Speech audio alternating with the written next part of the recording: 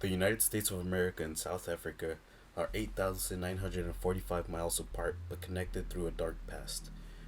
Both the US and South Africa were once separated by color, segregation, and the apartheid. Let's take a look on the similarities in the history of these two countries.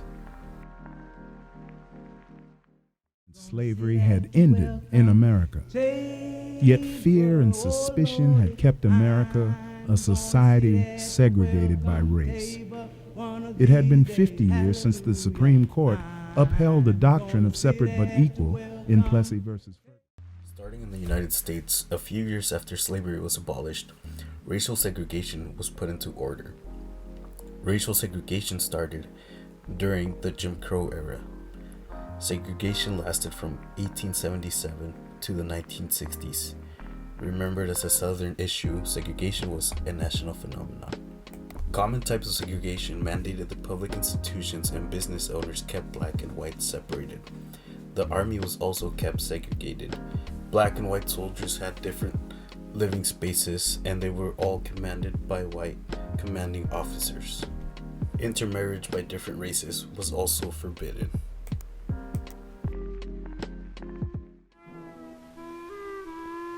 By law, Africans are to live in separate areas. This is apartheid, separation, South Africa's answer to the meeting of civilization and black Africa, the cup of the Nationalist Party of Prime Minister Johannes Stradum. In 1948, after the National Party gained power over South Africa, an all-white government started the apartheid. The apartheid was a system of legislation that began enforcing existing policies of racial segregation. At this time, non-white South Africans were not allowed to live or interact much with the white folk. Whites and people of color were not allowed to be interacting in public. Home and public spaces were segregated. Interracial marriage was also frowned upon in South Africa. How does segregation start? In South Africa, racial segregation and white supremacy had become central aspects of South African policy way before the apartheid started.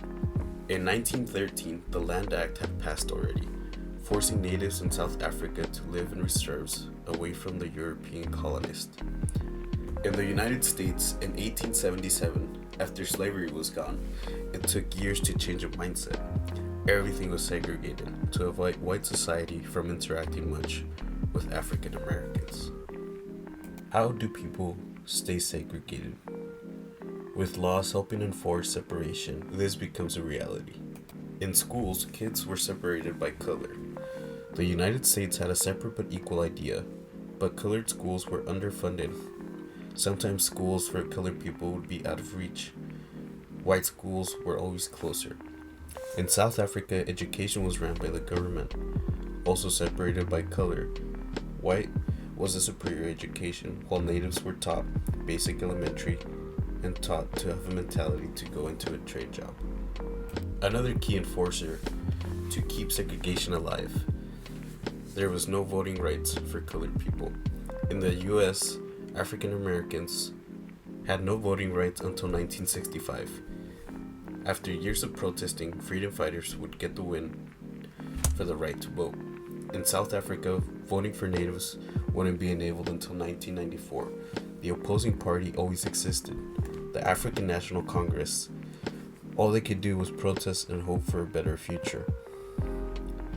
Wealth was also a key part. In South Africa, colored people would only have working jobs. Higher-end jobs would be exclusive to whites. How was housing during this time? In America and in South Africa, colored people were sent to live away from the whites. In the US, the start of the current living segregation started with redlining. The first housing project that started during FDR's time as president created living spaces for people of color. People of color had to wait until the white Americans had been helped to receive housing help. Colored people were placed in red lines, parts of the map already labeled as underclass and troubled areas. Much of the effect of this is still seen for minorities in the United States today. In South Africa, something similar happened as well. Natives were sent to dry lands. The white kept all the green and nicer parts of town for them. When the Land Act started, any of the natives that lived in the nicer parts of town were forced to move in the reserves with everybody else. How does it end? After being released from prison in 1990 after 27 years, Nelson Mandela, leader of the African National Party, would be determined to work with President F.W. de Klerk to create a new constitution for South Africa. After both sides agreed to the written, the new constitution ended the apartheid in the early 1990s. Both Mandela and F.W. would share the Nobel Peace Prize in 1993 for their efforts.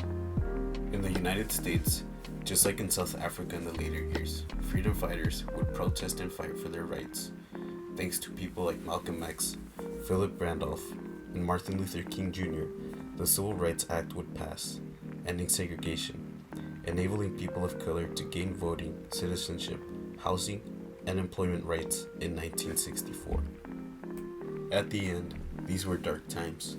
In the United States, people were taken by settlers into a new country where they were slaved. Once freed, they weren't wanted. Back home, settlers decided they didn't want them there either. My main question was, why did segregation start? Because of control and the thought about a superior race. At the end, human rights won in South Africa and in the United States. There's still many more fights to go to surpass the years of oppression done to both countries.